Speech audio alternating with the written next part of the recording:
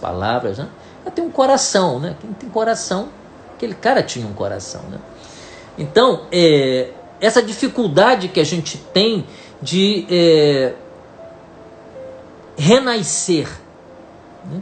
O mito do renascimento, a nossa ressurreição, a ressurreição física, tal como o cristianismo sugere, ela pode existir, eu nada sei sobre isso, porque para mim aquilo é fé e é metafísica, e eu não tenho como, né, averiguar, né, do ponto de vista objetivo, a fé. Mas do ponto de vista psicológico, eu posso ver processos psicológicos bem visíveis. Quando eu ouço alguém me dizer, olha, eu quando olho para trás e lembro da depressão, eu me lembro que eu sofri muito, né? Mas quando eu me vejo hoje, então eu vejo que foi muito importante aquela passagem, né? Aquela travessia, né? O momento em que o indivíduo está pisando numa areia escaldante, se encontra no seu próprio deserto interior, na sua solidão interior, quando ele descobre que existem momentos da vida da gente que ninguém pode nos acompanhar, nem mesmo a pessoa amada, nem nossos filhos, nem as pessoas que nos amam, nem as pessoas que nós amamos. Você está na mais absoluta solidão, você e o seu vazio, você e o seu nada. Eventualmente, nesse momento, nem mesmo a presença de Deus é sentida. Você simplesmente se encontra só. Essa é uma experiência avassaladora. Jó tem essa experiência.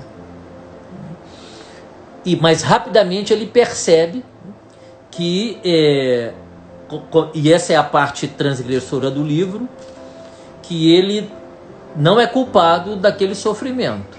E então ele quer querelar com Deus. Ouçamos, portanto, mas a questão da estrutura psíquica é importante. Não nos esqueçamos de que quando você achar que não tem mais para onde correr, você se abre para um acontecimento que você perceberá não é produzido por você. O que eu quero dizer é que sempre há uma saída. E quando a gente diz que não há saída, quem está dizendo isso é o ego do alto da arrogância dele. Ele é super importante, mas ele tem essa queda pela arrogância. Ele tem essa queda pela soberba. E quando ele profere alguma coisa, quando ele declara alguma coisa, ele acredita que aquela declaração é uma declaração definitiva. Mas a gente precisa se lembrar que existe esse self que é maior do que o meu eu, mas que inclui o meu eu.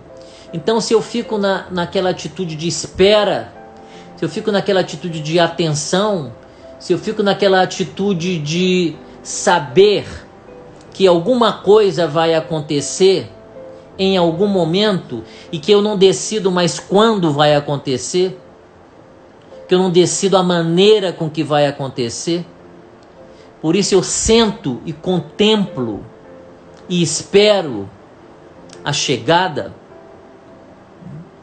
sem dizer uma só palavra.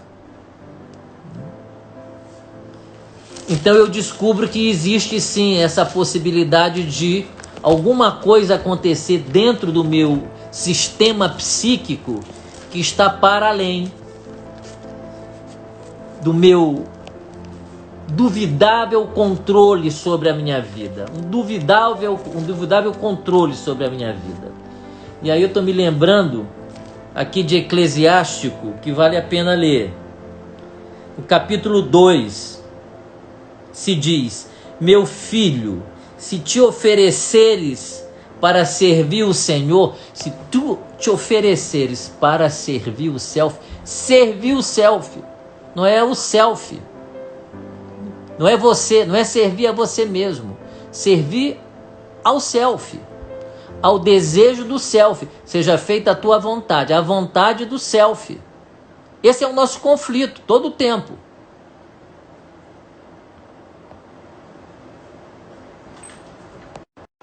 Conflito todo o tempo. Então o texto diz: meu filho, se te ofereceres para servir o Senhor, prepara-te para a prova. Não sei o que aconteceu aqui. Prepara-te para a prova.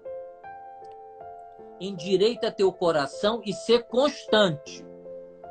Não te apavores no tempo da adversidade. Não te apavores. Quem é que se apavora? O ego.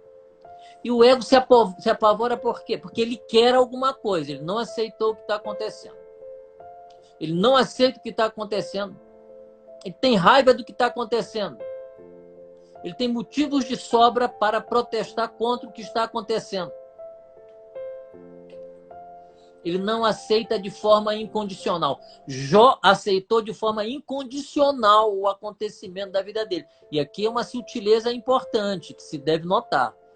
Lembremos lá do início: nu saí do ventre da minha mãe, nu voltarei para lá. Bendito seja o nome do Senhor. E Jó não se revoltou com o acontecimento. E diz mais: se eu recebi todas essas coisas de Javé, né, então Javé também pode me tomar todas essas coisas, porque todas essas coisas são dele e não minha. Então Jó aceitou. Agora, qual é o detalhe? Qual é o detalhe de Jó? Disse: não, eu aceito, mas eu quero conversar com Deus.